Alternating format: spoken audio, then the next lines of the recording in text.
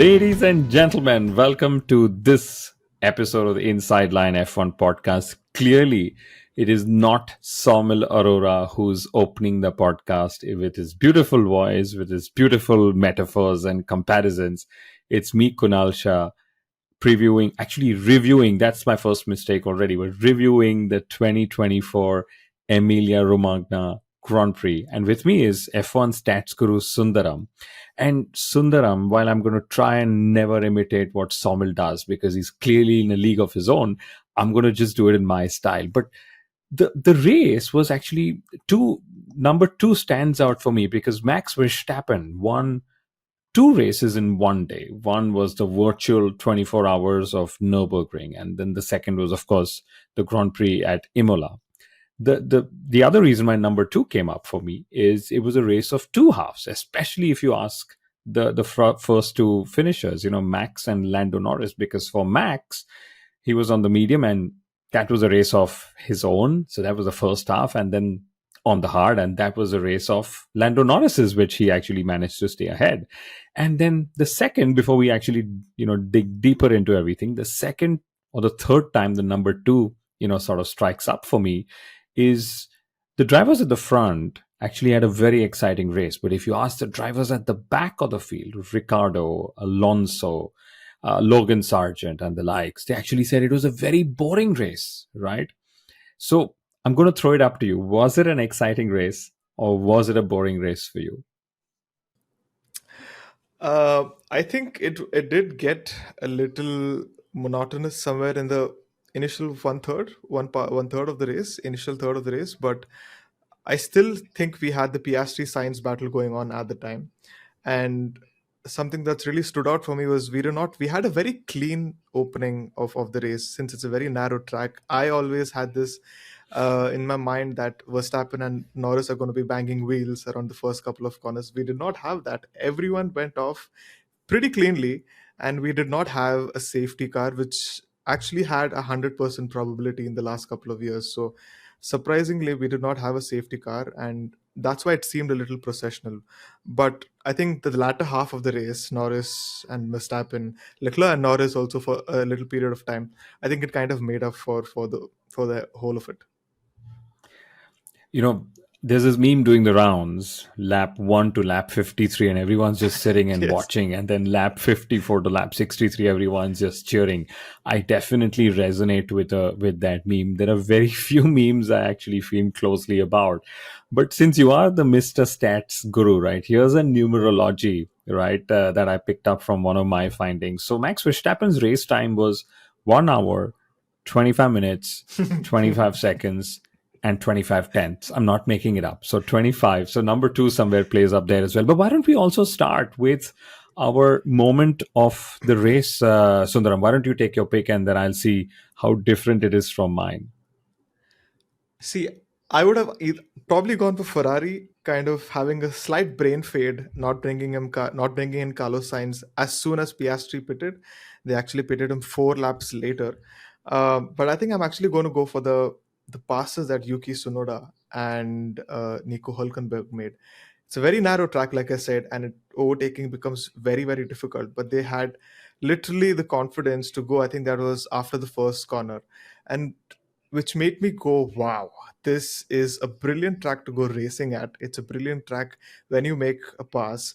And it kind of made me feel we really miss these sort of classic circuits. There are some circuits like Spa or Mugello. I keep saying Mugello because I'm in awe of that circuit, and it's not been on the calendar for a couple of seasons, obviously. But when we go racing on these tracks, we see a different quality of racing, which we don't see in a Bahrain or in one of those Herman Tilke circuits. But I think Formula One also missed Imola. Verstappen said we should probably race in Imola more frequently.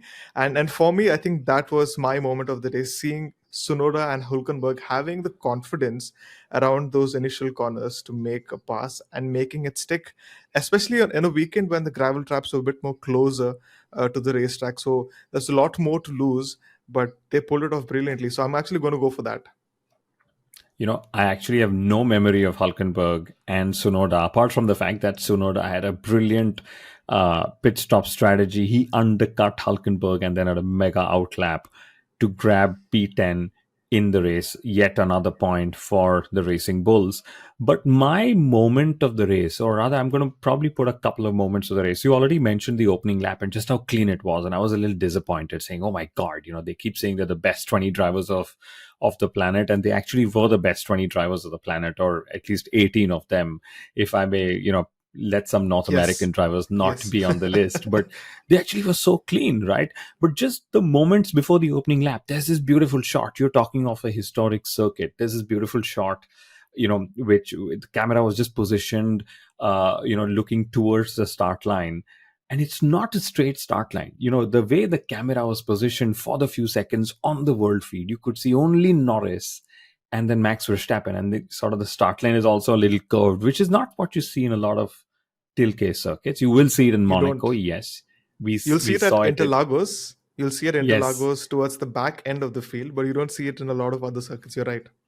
exactly. So I love that. That to me was one of the moments saying, "Oh, this is one of those old, really gorgeous circuits." That was that. But talking of a moment, if we may also classify it as an action point for the race, that moment was Lando Norris's several radio messages, but the one where he was told, Leclerc is pushing, and he's like, "Yeah, yeah, I'm also pushing." And then you thought, okay, maybe Lando's just playing it up, and then 3 or 5 laps later, he was just boom, and that moment, lap 54, like I spoke of that meme, that moment when he started attacking, he pulled what, some 10 seconds towards the end of a stint over those 16 or 17 odd laps. So to me, that moment just striking on when Lando Norris said, "That's it, I think I have the pace and I'm going to go for the win," was what was my moment. We will dig deeper as to why could Lando Norris actually attack that late in the race. And one of my other favorite questions, just how did Max Verstappen and Red Bull Racing turn things around from that messy Friday, messy FP3, and manage to get pole and race win at Imola? So we're going to dig into that. But before that, another question for you, Sundaram, since we're going to keep asking questions, or rather, I'm going to keep asking questions. Who was your driver of the day at Imola? If you ask for the driver of the day, it probably would be Lando. But I'm actually going to go for the driver of the weekend instead. If there were two drivers who really impressed me, one for very obvious reasons, Max Verstappen, the car was literally not at its 100%, but he still managed to ensure that he got pole position. Very smart usage of a certain toe that he received from someone else, which we'll talk about a little later. But also, when it's not the fastest car on track, he still managed to take that to the win. So he's one of my drivers of the weekend. Very impressive driving overall, but also Oscar Piastri. I would say he had a bit of a lukewarm start to the season, but he actually challenged Max Verstappen for pole position. He's just in his second year, I remember that, and he's already matching Lando Norris on and off in certain situations in certain tracks. That's very nice to see a person in just his second season, and when the car is there, it has the sort of pace he's able to utilize that. Him doing extremely well in qualifying and also today to a great extent. So I'm actually going to go for Verstappen and Piastri as my drivers of the weekend. What about you? You actually have left me no choice, okay? Because you took Norris, you took Piastri. You also mentioned Max in that. By the way, you slipped in Max the way Max slipped in that pole position, surprising everybody. But I'm going to go completely left field. Okay, I'm going to pick Fernando Alonso. Okay, second race in a row, he didn't make it to Q3. First time in 2024, he didn't score points.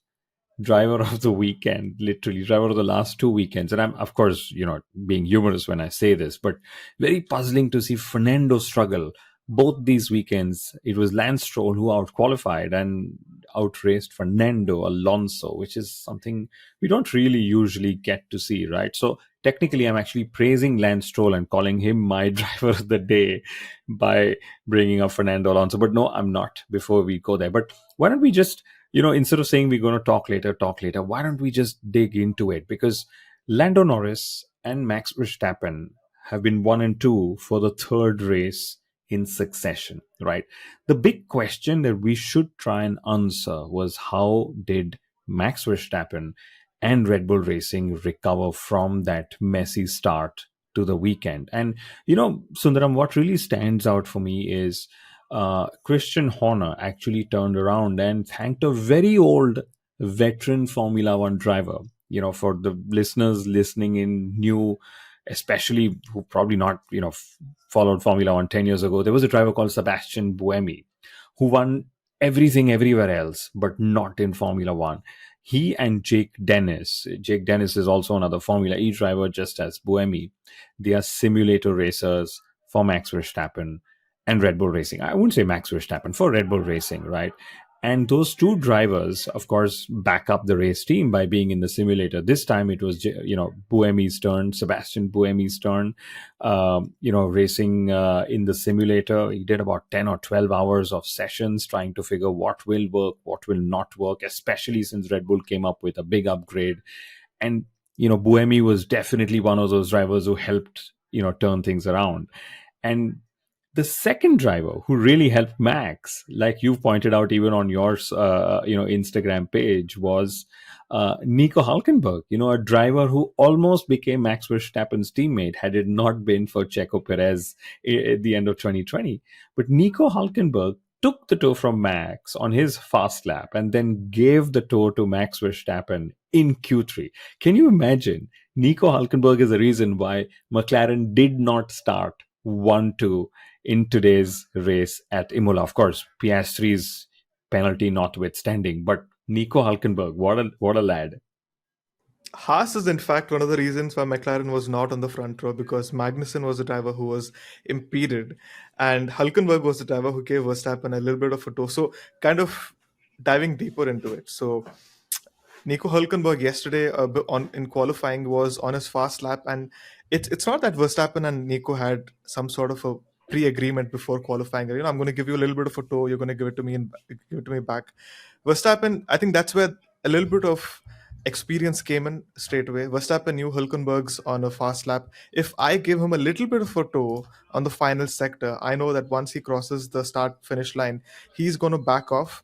That's going to give me a tow into my next lap. And this very smart usage of this. And because of that, Verstappen managed to get a tenth or two tenths on his final run.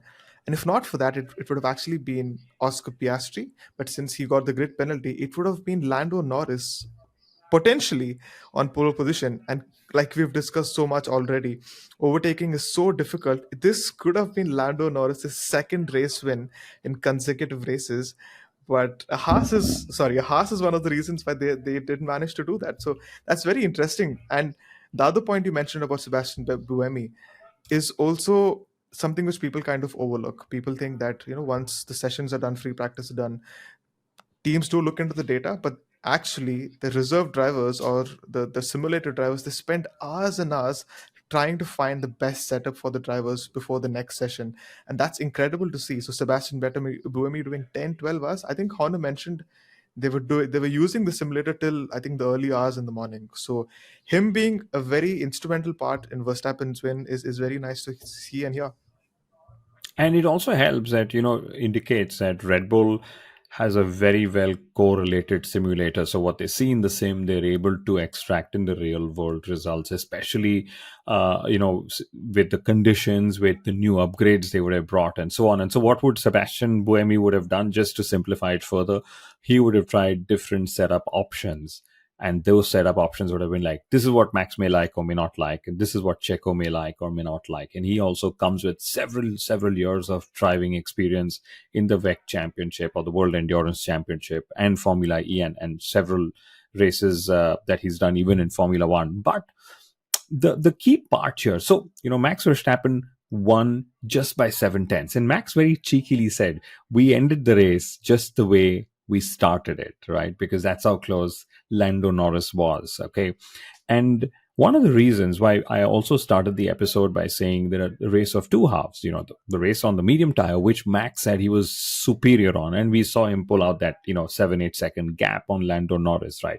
But it was a race on the hard tire, right? Which is what actually brought Lando Norris into play, because Max was very candid. He said, the hard tire was just out of the window for us. We did not have any grip whatsoever. And for Norris, it was actually the other way around, where the hard tire brought him into play, right? So that was just how it all turned out for Max Verstappen. And we should, since we're talking of Max, Sundaram, also highlight that this was again one of those weekends where anybody and everybody who says it's the car that is bringing Max all that it's bringing.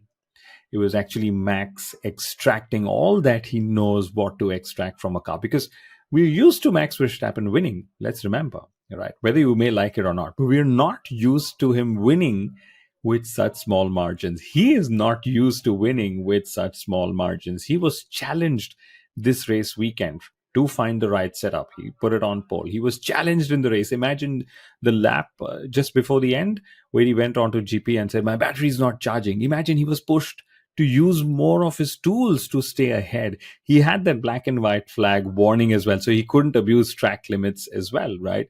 So hats off or helmets off to Max Verstappen. And again, the indicator here, Sundaram, is what happened to Checo Perez, right? Same car, same conditions, put under pressure.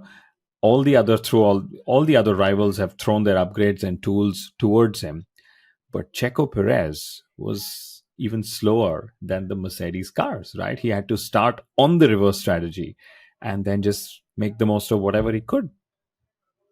And that's the thing, when the car's not completely perfect in terms of setup or in terms of balance, that's when the driver becomes the more important factor. What are you able to do with your limited tools and limited machinery? And that's why I said Verstappen putting it on pole despite the car not being the fastest was incredible. But probably Sergio Perez not being able to overcome those limitations was why he got knocked out in Q2, and he wasn't able to make the best out of his race. He also went off track. He lost, I think, a good 5 to 6 seconds, and he had to salvage. He came in P8. I think that's the best that he managed to do, also considering this was a very narrow track. But I've been saying this throughout last year. The reason why Red Bull had done so well last year was because Max Verstappen was able to push that car to that limit, despite not having a safety net of Sergio Perez. We've seen this a lot during the Mercedes dominance era, that Lewis Hamilton always has a Nico Rosberg or vice versa, so that they have multiple strategic options. We do not have a lot of that throughout last year, and when it comes to the moment where a McLaren or a Ferrari are able to challenge the Red Bull and a Perez is not there, that's when it would be difficult for Max Verstappen. And today was a classic example of that. If Sergio Perez is not there within the top five, also, because we had Piastri and Norris both in the top five. We had both Ferraris also in the top five, and Perez back in P11. They have literally no option or no alternative as well to give any sort of benefit to Verstappen, and he's fighting out there in the alone. So it's going to be very very crucial, especially in such tracks where overtaking is difficult. It's fine probably around Miami or a Bahrain where overtaking is considerably easier, but these sort of tracks, Monaco, Imola, where overtaking is difficult, that's where the importance of Sergio Perez is a lot more. That's true. And Checo Perez, in fact, then had to just run his own race from, whatever position he started, because he had to run the reverse strategy.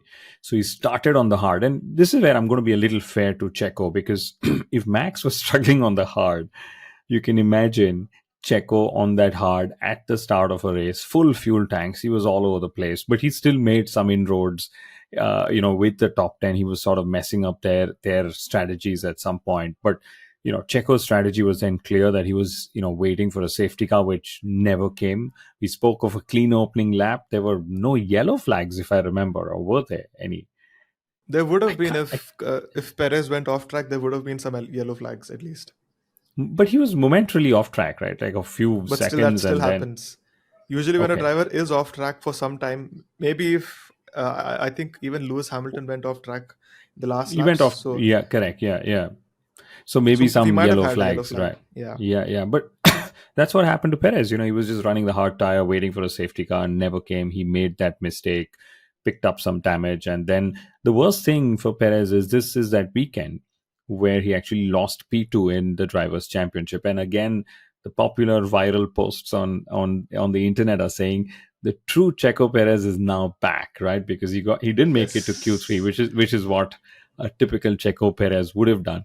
He normally has a strong start to the season and then fades off by race 7, race 8. Today is one of those races as well, right? When the upgrades come in, the moment the When upgrades the come in, he starts finding it a little difficult. Same with Bottas, like I mentioned in the preview as well. So let's see. And Checo Perez doesn't have a contract for next year. I know I tweeted saying Red Bull's going to look for an exit clause, and of course that was a factually incorrect tweet, because if he doesn't have a contract, he doesn't have an exit clause. But what I actually meant is, a performance clause, which then allows them to even more say, hey, you're not even P2 in the championship when we're winning everything else that we can, and that sort of automatically works against him with extensions and so on. So that second seat in the Red Bull might just be up for grabs, right? But we have to talk of the driver who finished second. We're 20 minutes in, and the driver who finished second, who almost would have finished first if he had one extra lap, because he kept saying he was actually praying for that one extra lap. And were you actually praying for that one extra lap, Sundaram? I'm guessing a lot of our listeners, a lot of Formula One fans were probably praying for that extra lap. I think it always comes down to this, where I'm sure the teams, they plan when they really have to go and attack. And Norris started 10 laps earlier, and the prediction graphic that turned up, it says that he would catch up to Verstappen or have DRS within 5 laps. But the battle went on until the very last lap before he could actually bring it down to 1 second. And this is something that I've actually learned from you from going back to USA 2023. If um, I think it was Leclerc and Hamilton. If they had one more lap, he would have overtaken him. And you said that's not the thing. Every race has a finite number of laps, and that's what you race against. And like Verstappen said in the press conference last year, you can make a lot of situations and scenarios, but I think Norris drove brilliantly today. And one thing I also kind of noticed over the last two races, which I have to mention, McLaren has done well on the harder compounds. If you remember in Miami, they were really able to put in the pace on the medium compounds in qualifying. But the moment they switched to the softs, they were not able to take the fastest lap. And even in the race, Norris was able to manage his hard tires much better. And the same happened today as well. He was really managing his tires, and at the last 10 laps, he was really able to bring them into the operating window. At the same time, when Verstappen's tires were going outside the window.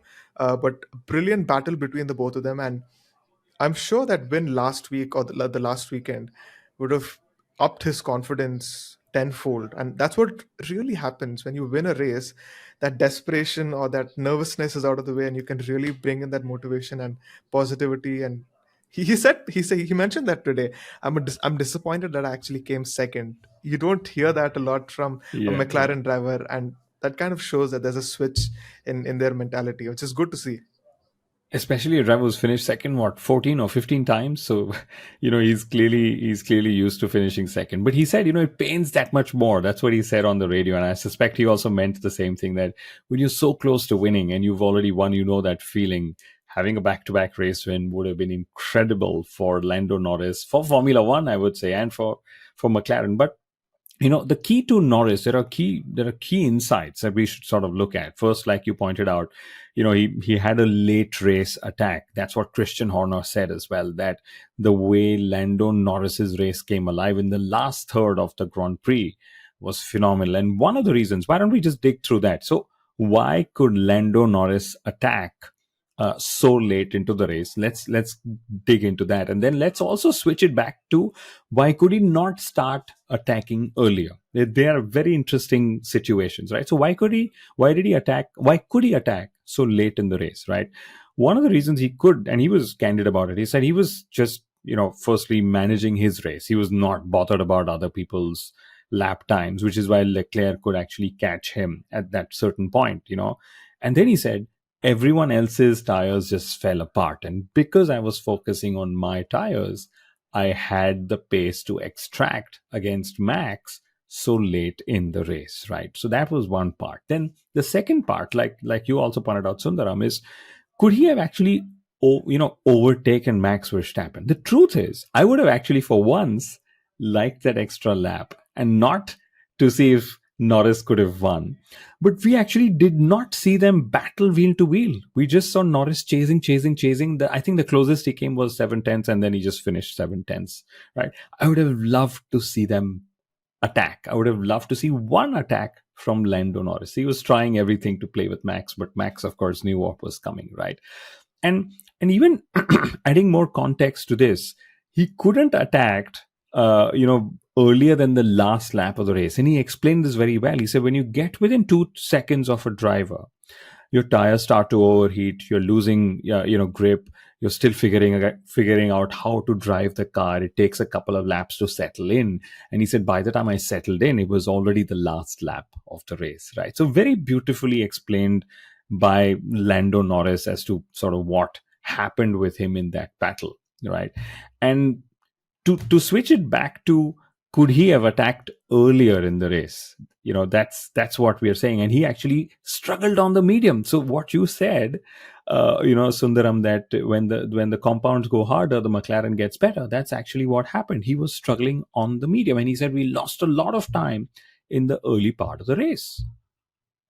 Indeed, indeed. And that's what every car or every team tends to function or perform better in different situations. While Red Bull were able to make best use of the mediums, it was the McLarens who did better on the hards. And if you see, if you compare Norris and Piastri, Piastri actually got the fastest lap of the race in the initial laps on the hards because he was trying to undercut Carlos Sainz.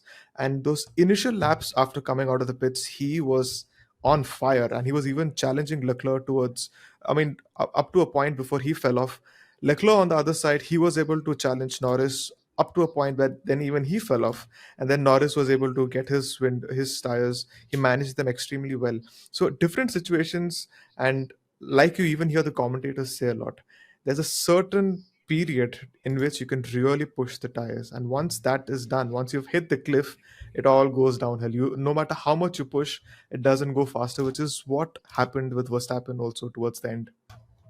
Yeah, and then another insight which Lando Norris shared was McLaren had set up the car for cooler conditions because there was a bit of prediction that there could be some rain. So that setup also sort of compromised their charge in itself, right? And I'll tell you you also that. I'll tell you mentioned, something on yes, the temperature part. I was just looking at the chart post race that comes in from Pirelli, just about the time when Piastri and Norris. I mean, sorry, when Norris launched that attack on Verstappen, temperatures cooled by around five degrees. It was around 45. It came down to nearly 40 around the time when Norris started charging against Verstappen. that's a brilliant insight. I'm sure there was a massive cloud over Imola, which just brought brought the whole circuit. But that's a fairly strong drop in temperature, right, with Yeah, what happened. And but great battle, or a great attempt for a battle. Max was also confident that with the rear wing that they had, he could have defended very well on the straights itself. So this yeah. begs us to ask the question, 28 minutes in, but let's ask the question: are Max Verstappen and Red Bull Racing, is their dominance under threat with this, step by step, very cautiously, patiently upgraded McLaren? What do you think, Sundaram? I think the dominance, of course, is under threat because last year there was such a wide performance gap. Red Bull, in a year when they were penalized for wind tunnel time, they still managed to come up with a rocket ship of a car. But they were so quick and the others were so slow. McLaren was completely elsewhere before the upgrades came in. Mercedes was struggling. Only Aston Martin was up there. So they made the best use of that. So the performance gap last year was a lot more. This year, it's a lot closer. McLaren and Ferrari have gotten a lot quicker. It's not to say that Red Bull have not made strides or they've not made improvements, but it's not as exponential as last year. And you also have to remember, Red Bull, when they have a very good weekend, when the pit stops and the balance and the setup is very good, they have a winning margin of 20 seconds. But on race weekends, with three practice sessions, and they have a bad weekend, they still manage to win, but it's by 1, 2, or 4 seconds. So they still are a cut above the rest. McLaren is still challenging them, but it's going to take a lot more than that, especially when you have a Max Verstappen in the car. He's going to do everything to ensure that the team gets a tenth or 2 tenths more from that car. So whenever they have some sort of a safety car interruption, an ill-timed safety car like Miami that went against them, or him having his engine blowing out, I think no, it wasn't his engine, it was his brakes in Australia. Unless that Right. really happens, I think it's not going to be the case, at least for the next couple of races. McLaren still has to do a little bit more, or beat them out on strategy. Like I said, there's no Perez, there's no safety net in these sort of races. Beat them out, beat them in strategy. But it's going to be an interesting battle, I would say. They've not been challenged to this extent, I think, probably since 21. The last race where I remember Verstappen being challenged was Canada 2022. Sainz really putting the pressure on Verstappen for the last 10, 15 laps, and he did not buckle. Same happened today. But it's going to be an interesting next few races, I would say. And this is what we want, right? We want a battle. We want a battle at the front, right? And we don't really care who wins. Even if Max gets battled and still wins everything, at least we'll be like, yeah, he was made to work hard. Like, imagine everyone being like, oh, yeah, this is that weekend. Max has proved why he's 3 times world champion, generational talent, blah, blah, blah, right? That's what everyone's been saying. So I'm very glad we're going to hopefully see this trend that these kind of races come. My feeling is, Red Bull and Max Verstappen. Okay, I'm going to just say Red Bull in this case. They will have circuits where there have their weaknesses. Imola was, one of those front limited circuits again with a bit of a weakness, right? At these kind of circuits with conditions and everything else falling in place, they are within reach. But when there are circuits that come where Red Bull has the absolute strength, we'll still see him winning by 10, 15 seconds, is my guess, right? I don't think that the winning margins will then be this less. So let's see how this whole thing turns around, because the Mercedes is the only one that's not in this whole upgrade cycle just yet. But McLaren, Red Bull, and Ferrari are all three in a very, very strong development war. They're trying to be the one that's, getting these upgrades to take the battle to each other. We've seen how, especially McLaren, like you pointed out last year and this year, very steady but slow and measured strides, and now they're the whole communication strategy around McLaren has changed. Everyone, Zach Brown, Andrea Stella, and whoever else you ask, they say, yeah, I think now we are probably going to challenge Red Bull Racing. And this has actually happened only after Miami and after these upgrades that have come in, right? And you see the upgrades, Oscar Piastri also delivered on a track he's never driven before, right? So, they're delivering with both the drivers. I know you put up a very interesting story. McLaren has scored more podiums in the last 2 years than they did in the last 200 races, or some stat that you put out as well. And, phenomenal stuff, as you always do.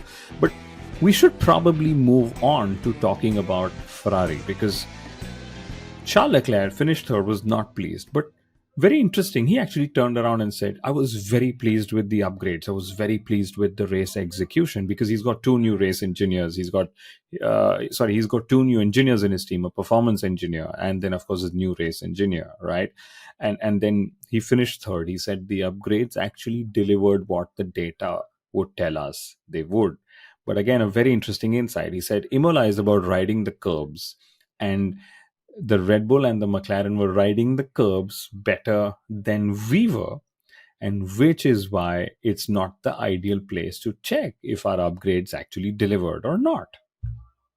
There's a very good point that you mentioned over there. And what's also important to remember is that sometimes upgrades might not start showing gains straight away. It might take a couple of races for them to fine tune it. I think Ferrari also went on to say that their ERS management wasn't as good as how Red Bull and McLaren were able to do it. So that's the thing. Sometimes when you bring in upgrades, it really works in your favor. A very good example of obviously is McLaren. So last year, Aston Martin, I think they went a little behind with their upgrades. Mercedes has been a little slow with their upgrades, but this Ferrari upgrade in specific has been really hyped up for quite some time. I think there were even figures of 3 tenths or 4 tenths turning up on the internet. Carlos Sainz was actually quite defensive, I think, after qualifying yesterday. He said, "I don't know, the upgrades are not as effective as it's been rumored on social media or within the media." But it's going to be an interesting thing to keep an eye on as well, and around Monaco and Canada, the next few races, different tracks, different demands, and how their upgrades work and how they're able to iron their issues that they've had in this thing. But I think they'll be largely happy that they at least got onto the podium. That was the one thing that was really missing, and I think they'll take that, taking a P3 at Imola. I think they'll take that. Missing since 2006, since Six, Michael yes. Schumacher won for Ferrari at Imola, that famous race, him battling, alongside or against Fernando Alonso. But talking of Leclerc, right?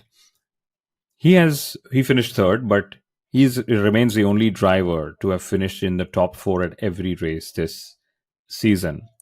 Carlos Sainz, on the other hand, who, by the way, I think Ferrari pit wall, and Carlos Sainz himself, being the chief strategy officer at Ferrari, forgot what they were supposed to do because Sainz was undercut by PS3, which is not something Sainz would normally take kindly.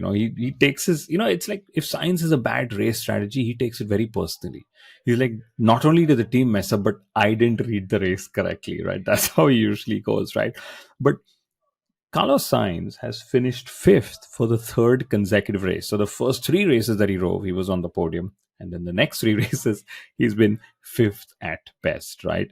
So that's there. And you mentioned something very interesting about Leclerc and the ERS strategy. Leclerc has actually been saying this, that he should have qualified ahead. And everyone's talking of track position, not only because of Imola, but the very fact that there are less than a tenth, or there is less than a tenth between Ferrari, Red Bull, and McLaren, right?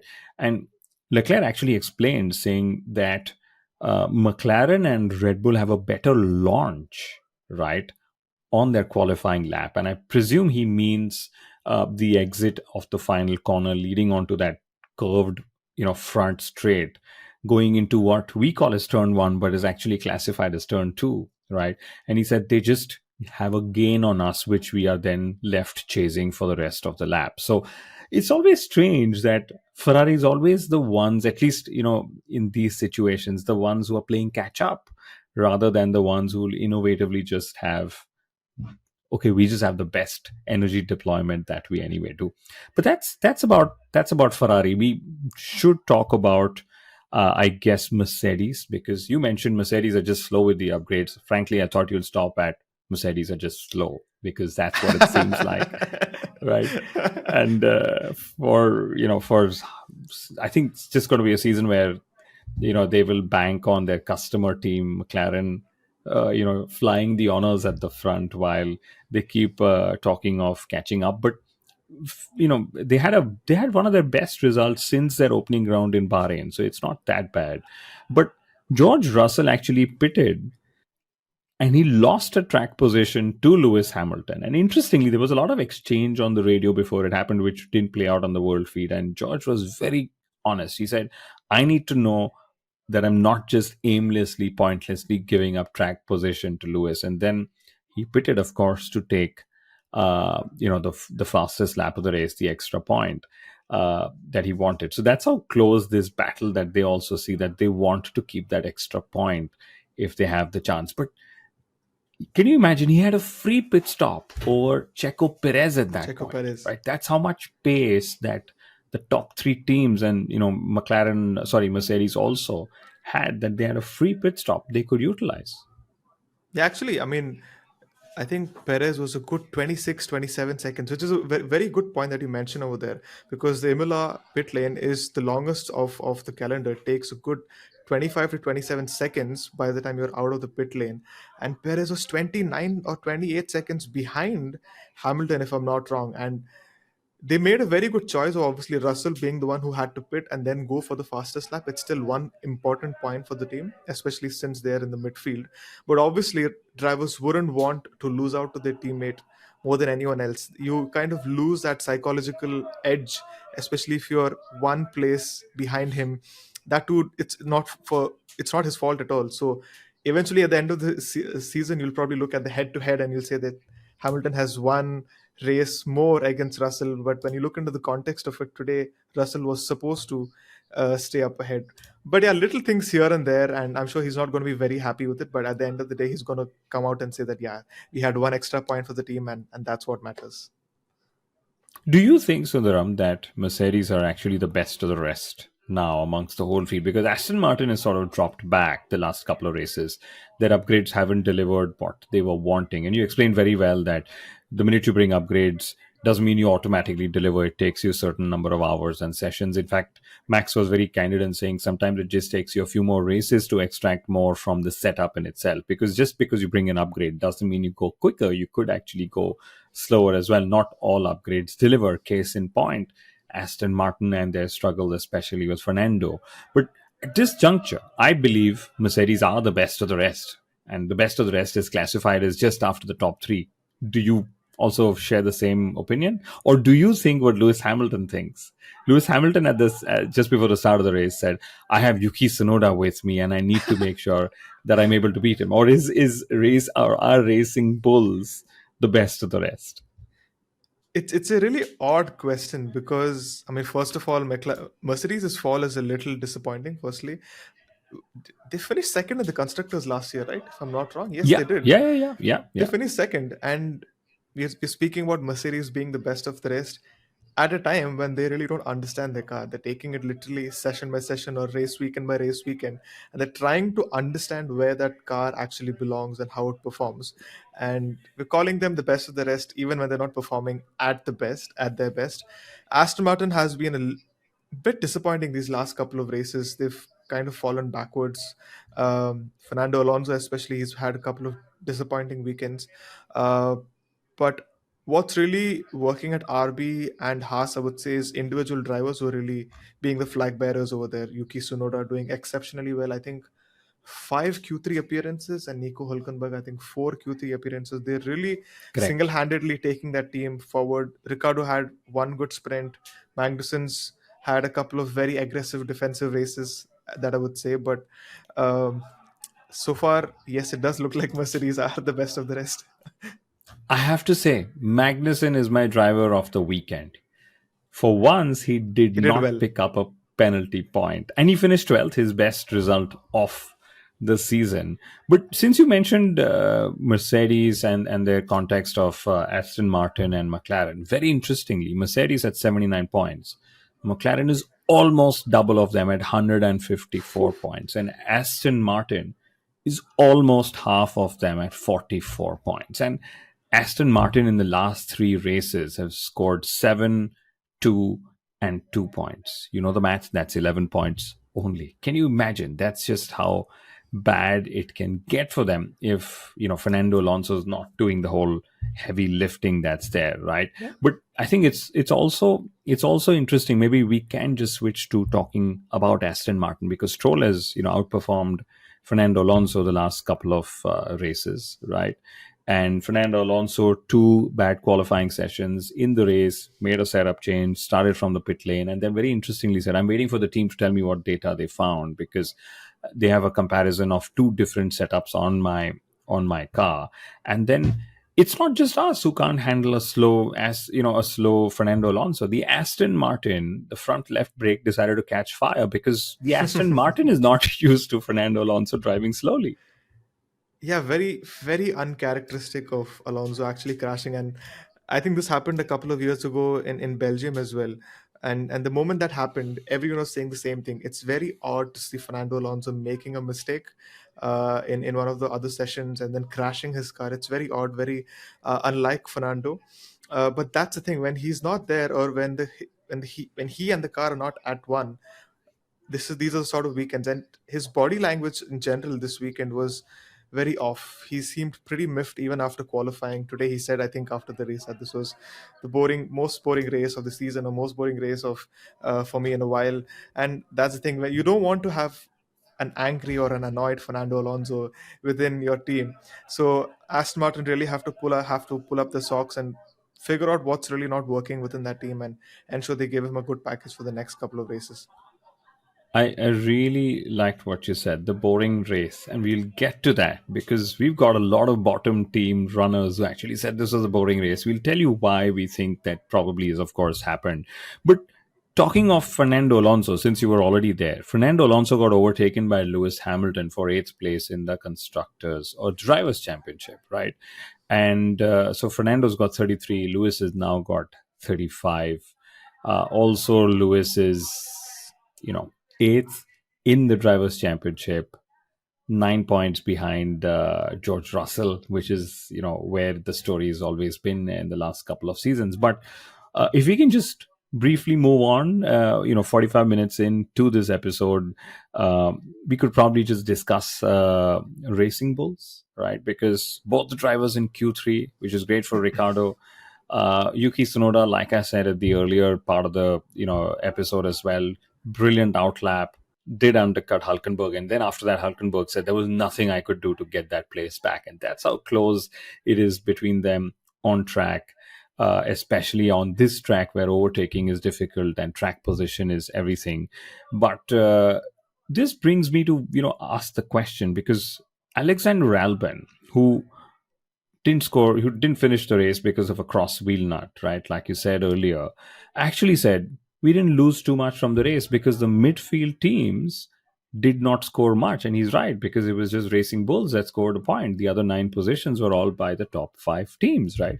Do you believe that there is a larger gap between the top five and the bottom five teams, and it is sort of increasing? Because Esteban Ocon said, we deserved a point in Miami. We did not deserve a point today. Albon, like I said, has already said the midfield didn't score much. The top 10 drivers, or rather the bottom 10 drivers, I'll put it that way, right? The top three drivers, so that was Max Verstappen, Lando Norris, and Charles Leclerc, actually lapped drivers all the way up to P10, right? So do you think that the gap between the top five and the bottom five is actually increasing? I think that's been the theme of this season so far, and also why Sonoda and Hulkenberg's performances are that rated, and also probably why there's been this discussion about more drivers or more teams getting points. Is it the top 12 or the top 15? For the fact that largely you would expect the top five teams to lock out all the points paying positions, and on the odd occasion when you have a driver not having a very good day, and what's been the case in this season has been a Mercedes car or an Aston Martin car or a Lance Stroll in specific having an off day. That's when Yuki and Nico have been able to steal points off of them. And I think that's what their target is. When one of these cars or these teams have an off day, we will be there, we will be present to take off those points. And they've been doing well, actually. They've not been missing out, they've not been making mistakes. So Sunoda and Hulkenberg have been just waiting patiently to see one of these cars stumble, and they've been doing that. But yes, the bottom teams, especially Williams, they've not scored a single point this season. It's very odd considering the sort of season they had last year. Alex Albon, actually, this is his longest pointless streak in Formula One. So he's on a very bad streak at this point in time. So they really have to do a lot more to be closer to 12th, 11th, 10th, and have luck go their way. Very interestingly, and I'm going to read out a stat. Nico Hulkenberg has finished 11th three times this season, right? And apart from Bahrain, okay, 11th has actually been Hulkenberg's worst finish in 2024. So that's how good he's been, right? Yes, We also spoke of, I think you picked Oscar Piastri. I forgot mentioning this, but Piastri is either finished eighth or third, fourth or or sorry, eighth fourth. or fourth. That's it. He's not, and then of course he's the only Ferrari McLaren driver to have not scored a podium yet in 2024. But which actually brings us to the question: any other facts or stats that stood out for Mr. F1 Stats Guru from this weekend's MSC Grand Prix? Since that's what I said, I'm going to call it in the preview. I did have a couple, but actually, something that really baffled me was McLaren this year are the only team to not be eliminated in Q1 or Q2. They've made it to Q3 every single time, and they are the only team to do that this year. And if I'm not wrong, Lando Norris has the most P2s since the start of 2023. He was actually tied with Sergio Perez, if I'm not wrong. I'm actually going to have to look back into this. But I think Lando Norris has the most P2s since the start of 2023. And yeah, it just kind of goes to show the sort of season that he's had since Austria last year. Wow, incredible. One of my favorite stats: Alexander Albon has qualified 14th for Into four the consecutive races, three or four consecutive races. I can't three or remember. four years. Yeah, yeah. And then lots of drivers from different teams have actually finished in 11th. And I'm going to read that out. So in Bahrain, we had Joe Guan Yu, who was 11th. They had slow stops. By the way, Sauber's slow stops could just be, a thing of the past, because they brought their pit stop equipment, the upgrades, this weekend, right? So we probably didn't see them having a slow stop because they probably didn't have a slow stop, right? So it was Joe Guan Yu who finished 11th in Bahrain. Then it was Alexander Albon in Saudi and Australia. Okay. Then it was Nico Hulkenberg in Japan. It was Ocon in China. And then it's been Hulkenberg in Miami and Imola. Right. So that's literally every team on the bottom part of the grid that has finished 11th. And this is interesting to always say what you said, that it's either Sunoda or Hulkenberg who actually scored the point if the top five are not scoring. But it's the driver who comes 11th. There have been so many different drivers who have come 11th, right? But 50 minutes in, that's almost an hour that everyone has spent with us. I'm For sure a you race all that miss. was for a race that was supposedly boring, I think we had a lot to speak about though. Yeah, and everyone who I'm pretty sure you'll miss Somil Arora because I realized that he is so bloody good. But after 350 odd episodes that he's probably Yes. done at the front, he's just on a holiday in the northeast part of India. So if anyone's listening in from the northeast in Sikkim, Gangtok, or even Darjeeling, he's probably hanging around some of those streets somewhere. Give him a shout. But thank you very much. It is a double header race weekend, which means we will be back soon with the Monaco preview. And that's always a race that excites even more so on the Saturday. And thank you so much for your time, Sundaram. Thank you, everyone, for listening. And you will hear from us in a few days.